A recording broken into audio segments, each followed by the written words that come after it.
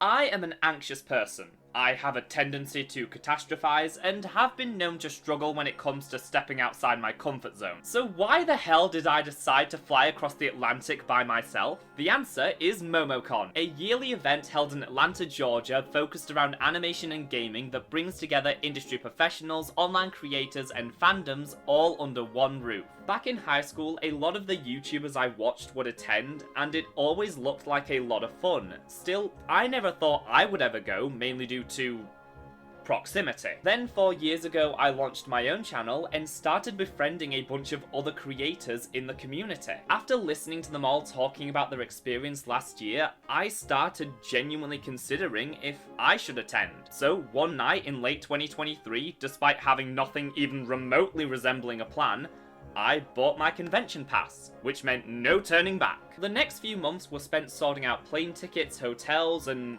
various other legal documents, which all led up to this moment. Before any of that though, I had to actually get to Atlanta.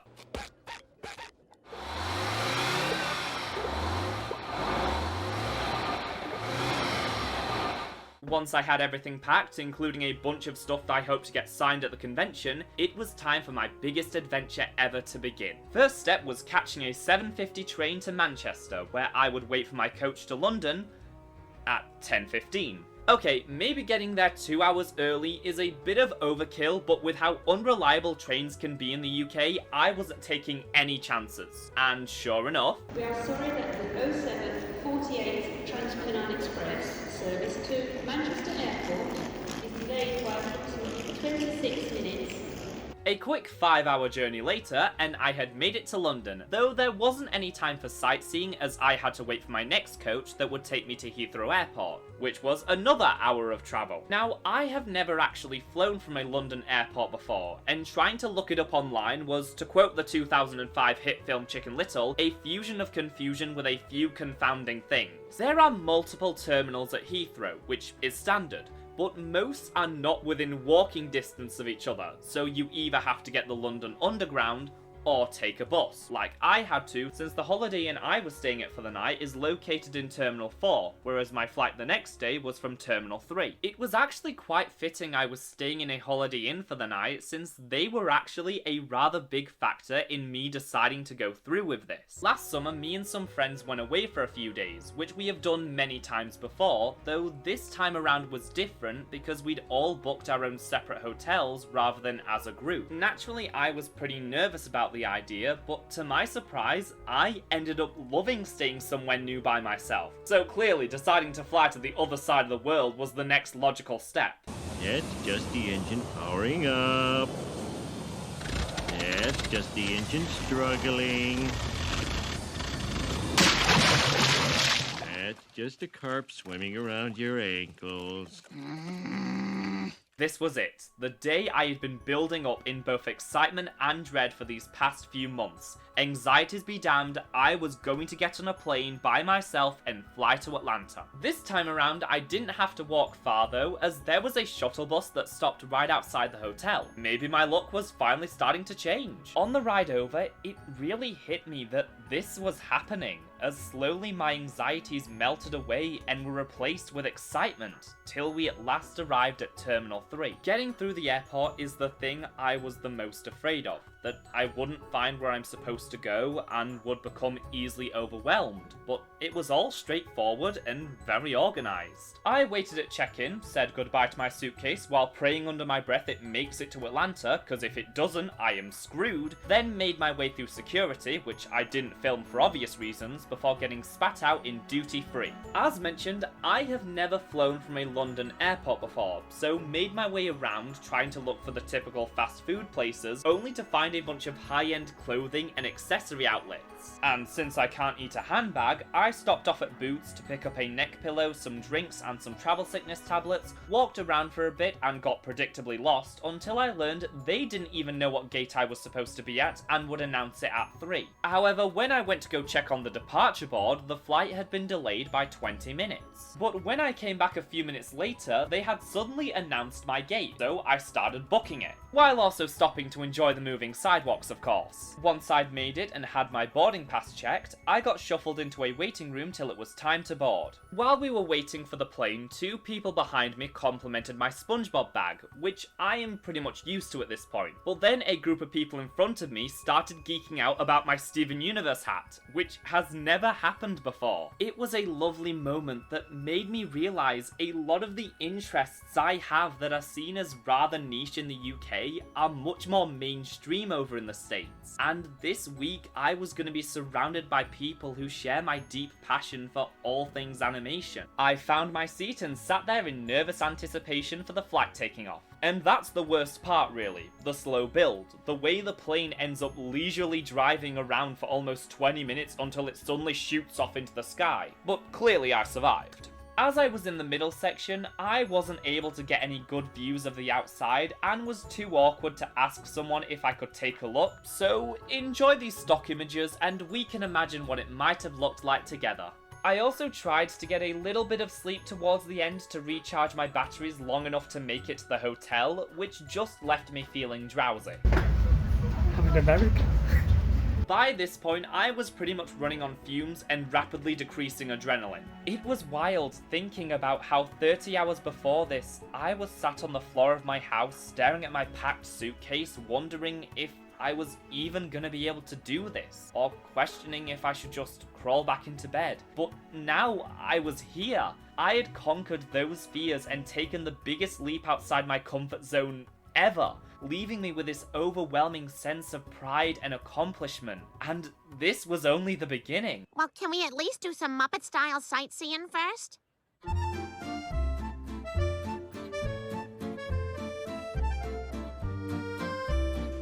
May 23rd was my first full day in Atlanta and the final day before Momocon. I decided it would be best to arrive early, both so I can recover from all the travelling, and to knock out some of the non-convention stuff I really wanted to do while I was here. The main thing I had scheduled for the day was meeting up with a wacky deli to visit the Centre for Puppetry Arts, one of the few puppet museums in the world. And luckily, Deli had actually gotten a membership the previous year, so we got in for free, which I was grateful for since the less money I spent on this trip, the better. And it was a magical experience. After loving the Muppets and the works of Jim Henson almost my entire life, getting to see them all in person was a dream come true, and was chock full of very emotional moments. I thought Gonzo was only supposed to be there for a limited time to celebrate Dave Goelz's 50th anniversary of working with the Muppets, so when I turned the corner and saw him, might have cried a little. Muppet Treasure Island was my introduction to the Muppets, and for the longest time was the only film I owned, so getting to stand next to the real Benjamina Gunn puppet they used in the movie felt like a full circle moment of my Muppet fandom journey. The rest of the museum was fantastic too, featuring not only various puppets from movies and TV, but also showcasing various types of puppetry from other places in the world and how this art form is so significant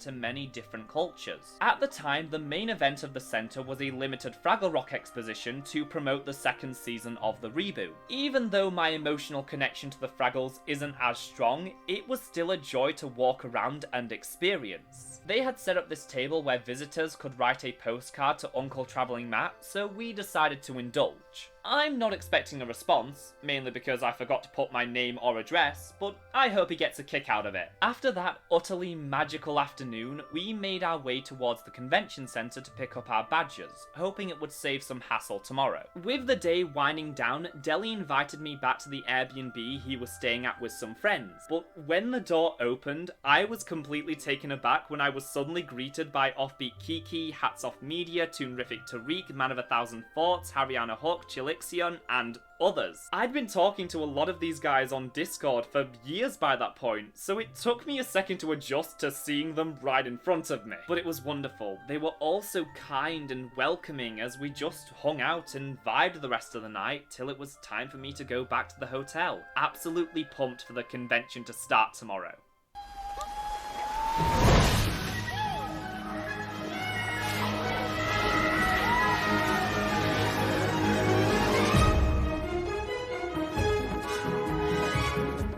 We finally arrived, the first day of Momocon, and after all I went through to get here, I was ready to have the best time of my life. Naturally, for the first day, I gotta represent my brand, so of course I wore my Ice Age t-shirt. The doors opened at 2, but once I got there, I learned everyone, including Tomb for Thought, was waiting to get their badges, so I decided to hang around since I figured the wise thing to do was stick close to them initially till I got my bearings enough to start heading off on my own. Once we all met up, we officially entered the convention space, which brings us back to here. After getting some overly priced food, we decided to head on over to Artist Alley, but for the life of us, we could not find it. The workers kept sending us in the wrong direction, and eventually we just gave up and made our way to the first panel, Why Animated Women of Colour Matter, hosted by Offbeat Kiki and Hariana Hutt. It was such an informative and enlightening panel about the issues with how women of colour are still being presented in animation where they reflect on their own experiences.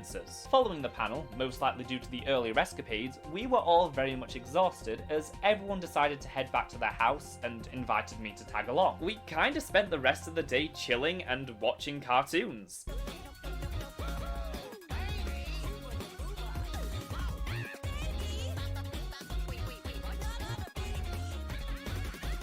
For Saturday, I woke up early to get to the convention centre before 10 AM to watch some classic and modern Saturday morning cartoons, which was this lovely way to start the first full day of the convention. Even though I grew up on the other side of the world from all these people, we still share the same love for this once universal childhood experience, which is just kind of beautiful. Though I couldn't stay for long as I had to make it in time for the first panel of the day, the Animaniacs Super Panel. Everything you wanted to know, but I greatly overestimated how early I needed to be there. There was a water cooler though, which I heavily appreciated after all that running, so I plopped myself on the front row while waiting for my friends to arrive. The panel was great, talking about the history and development of the series, then Tom Ruger got all the Freakazoid fans in the audience to get up and do this. I don't know what's going on here, but I've never been more disappointed in myself for not watching something. After the panel, I met up with the #1 dada, the Dan the Man Show, as we finally made it to Artist Alley and got in line for the Glitch merch booth for some amazing digital circus swag, which was predictably quite long.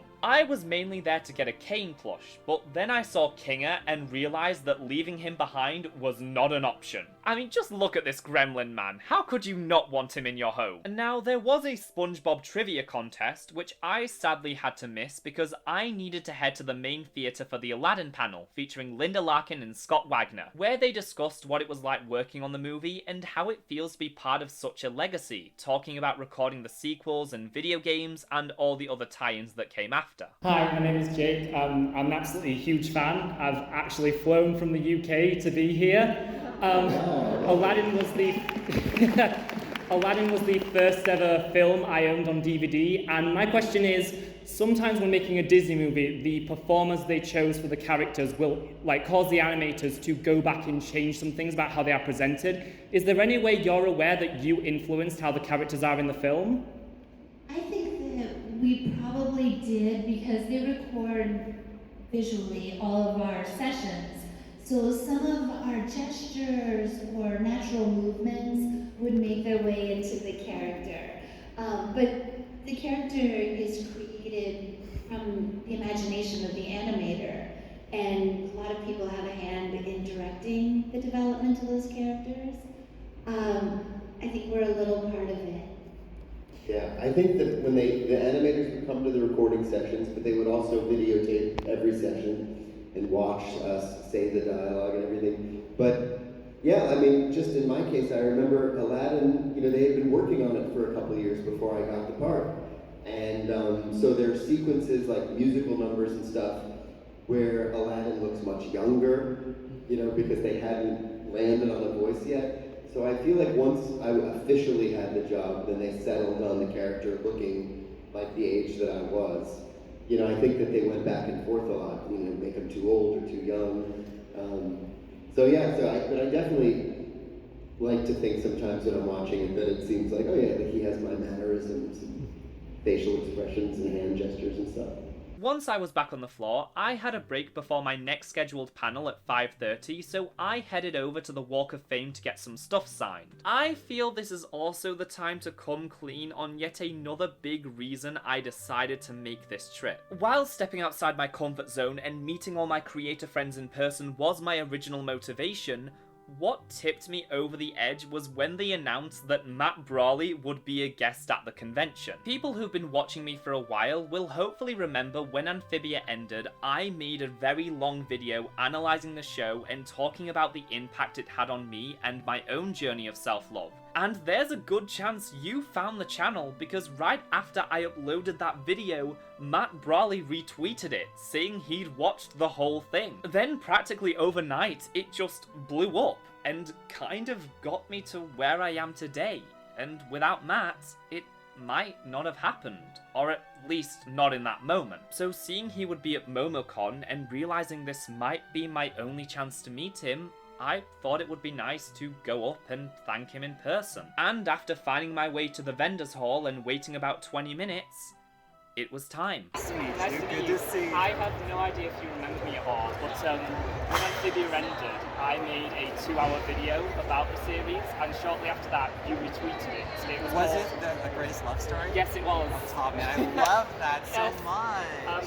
When you retweeted it, caused it to kind of just blow up overnight. Oh, great! And I'd experienced success on YouTube before, but never quite to that degree. Oh, that's awesome. Well, man, I was like listening to it, like crying, you know what I mean? Like, it was awesome. I really appreciated that. It really, it got my chance where it stayed, which is one of the main reasons I've been able to fly out here. Dude, awesome. Because I also realized it might be like my only chance to meet you in person. That's too sweet. Oh my goodness. So I just want to say thank you in person. Yeah. Video's amazing. This guy's really talented. Keep at it. How did I find your video? I think I was like, when the show ended, I was like, well, I have to see what YouTube It's like, I uploaded it, it's 2 hours and 18 minutes. Yeah, it's 2 so hours good. and 19 minutes later, you retweeted it. Wow. You found it like literally as soon as I was probably uploaded checking, it. I was checking the hashtag, for sure. I was like, thank you so much for coming. It means so much to me. Thank you. And that is it, right? Yep, that's it. Awesome. Thank you you so so much. much again. Nice to meet you. Nice to meet you too. So following that experience I will treasure forever, I tried to get through a few more guests, getting my Little Mermaid VHS signed by Jodie Benson and Christopher Danielle Barnes. But the coolest part was while I was waiting in all these lines, I kept getting recognised by some amazing people who watch my videos, which was such an incredible and overwhelming thing. Now my next panel was once more in the main theatre, this time for the amazing Digital Circus, which despite only debuting a few months ago, had already taken the world by storm, so of course I wanted to attend the first ever big panel for the series. However, I'd gotten so carried away with the time and it was getting dangerously close as my friends told me the line was already ridiculous. So once more I ran to the other side of the convention and was actually worried I wouldn't get in. But then they announced they had a bunch of empty single seats in the front rows, and let me tell you, I've never moved so fast in my entire life. The panel was incredible, getting to hear the reactions of the creator and cast of how big this show has gotten in such a short amount of time, and even some hints as to future episodes. The energy of the room was electric, as everyone was just so psyched to be there and experience this moment in animation history. After the panel, I met back up with Deli and Dan, who introduced me to Andrew from BH Ultra and Switchy, where we decided to head to a nearby Waffle House since most of us had never been to one. We talked about how we each make videos, musicals, and cartoons, then one thing led to another, and before we knew it, we were at a Regal cinema watching the Garfield movie. Animation is cinema. The film itself was pretty good, but being with my new friends and pretty much having a private screening, I might as well have been watching The Godfather. Andrew had his flight home the next day, so unfortunately I wouldn't get to see him after this. But meeting and getting to hang out with these guys was a highlight of the trip, and I hope I get to see them again someday. This was an incredible day. Honestly, a top contender for the best day of my life so far. But tomorrow would for sure be the craziest of the weekend.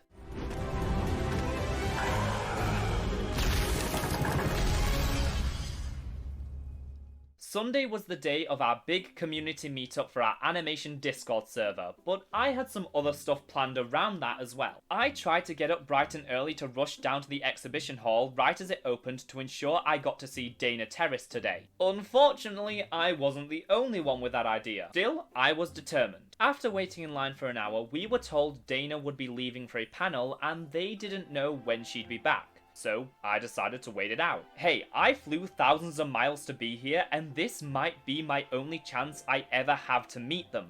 Cause even if I'm able to attend Momocon again in the future, there's no guarantee she'd be here. It also helped that I got to hang out and talk with some more amazing people during all this, which definitely made the 4-hour wait a little more bearable. But while waiting for Tiny Nose's return, I started to realize something. This trip has been about so much more than me stepping outside my comfort zone or seeing my online friends or even getting to meet the creators of my favourite shows. This has been the culmination of the last 4 years of my life. In the beginning, my channel heavily featured Owl House and Amphibia, and this is the first year I'm doing this after both of them ended, where I'm trying to figure out where I go from here. Meeting Matt and Dana essentially marks the end of my journey with both these shows that have impacted and changed me in so many profound ways, really closing out this recent chapter of my life and starting a new one. I just really want to say, thank you for creating something so affirming and empowering for queer people everywhere. I'm a YouTuber and a lot of stuff I've done is on Amphibia in the Owl House, and I have just heard from so many people how much this show has been able to touch their lives. Thank you. Now that you talk about it, I think I did recognize you from a reaction video. Oh my god, yeah, yes! I try to, it's kind of a cool ecosystem of people reacting to, us making the work and then people reacting to it and then us supporting the reactors.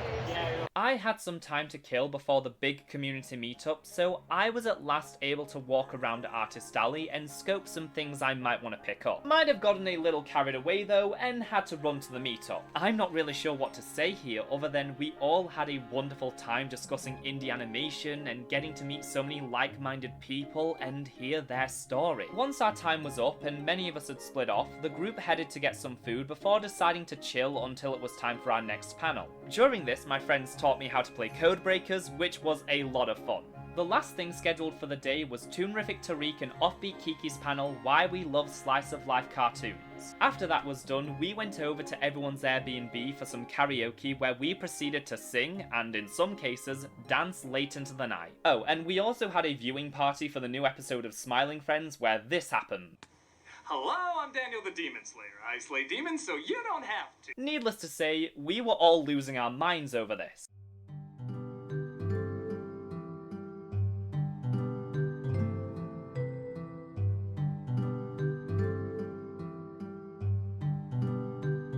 We had arrived, the last day of the con, and despite some less than stellar weather, I was determined to end on a high note. Once more, I got there early so I could wait in line for the last few guests I wanted to see, mostly Zeno Robinson, whose line had been ridiculously long the entire weekend, which the man deserves. By this point, many of the guests had already left, including Matt and Dana, so the last thing I had to do was fully explore Artist Alley, where I found a comic stall which had some great animation related stuff, but y'all already know what I was after. And after flicking through them to find one with the best cover, I walked away with this. At some other places, I also picked up this Yogi Bear figure because why not? Some magnets and this fabulous fan. Once I'd finished that though, I was kind of done. Everyone else pretty much decided to stay home that day, so I went up to join them, where we of course watched cartoons and played card games till it was time to say our goodbyes.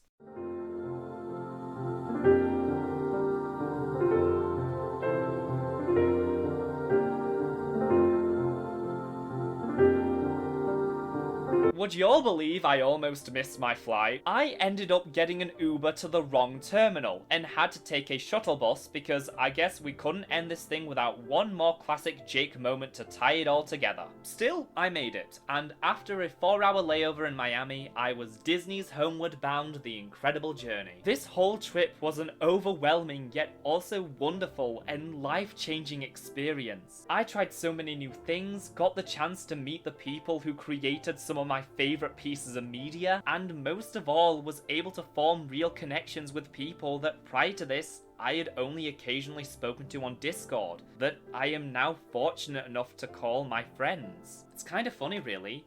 I had built up going to this convention so much, yet when I look back on the week, most of my favourite moments had almost nothing to do with Momocon. Having my wildest dreams come true by seeing the Muppets in the felt thanks to Deli, meeting BH Ultra and Switchy, then seeing the Garfield movie, hanging out with everyone and just watching cartoons. I've been obsessed with the animation process my whole life, but it is rare I get to talk about it with someone who is just as interested. So this channel has really become an outlet for me. At Momocon though, I was surrounded by a whole bunch of people who shared that same passion, some of whom even watch my stuff, which I'm still processing. So thank you all for supporting me and helping me keep this dumb little thing going. I sincerely hope I get to do this again. One of the big reasons I wanted to fly to the States and attend Momocon was to push myself to take a risk and step outside my comfort zone despite my anxieties. But by the end, I had broken through my perceived limitations and gone so far beyond what I ever thought I was capable of that